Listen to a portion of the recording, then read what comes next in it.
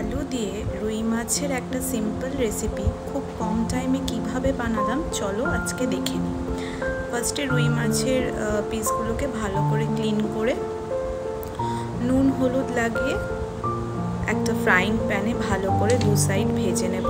তারপর একটা কড়াইতে সর্ষের তেল গরম হলে আগে বড়িগুলো ভালো করে ভেজে নিয়ে তার মধ্যে আবার তেল দিয়ে জিরে তেজপাতা ফোড়ন দিয়ে তার মধ্যে দিয়ে দেব কেটে রাখা আলুগুলো চাইলে আগেও তোমরা ভেজে নিতে পারো, কিন্তু আমি এখানে একেবারেই করেছি। দিয়ে আলুগুলো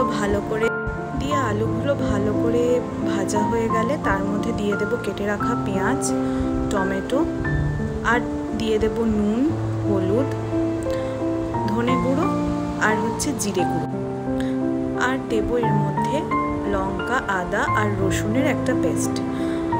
তারপর ভালো করে মশলাটাকে আলুর সাথে কষাবো যাতে একদম মশলাটা ভালোভাবে কষে যায় আর টমেটো পেঁয়াজগুলো একদম নরম হয়ে যায়।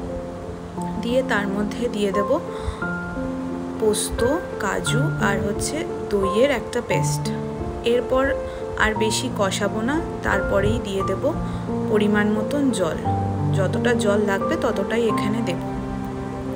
তারপর ঢাকা দিয়ে দেব যাতে ভালো করে আলুগুলো সিদ্ধ হয়ে যায়।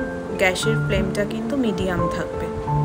তারপর যখন আলুগুলো একদম সিদ্ধ হয়ে যাবে তারপর দিয়ে দেব ভেজে রাখা মাছ আর বড়ি দিয়ে একদম লো ফ্লেম করে আবার ঢাকা দেব যাতে মাছগুলো আর বড়িগুলো ভালোভাবে সিদ্ধ হয়ে যায় আর মশলাগুলো যেন মাছের ভেতর ভালো করে ঢুকে যায়।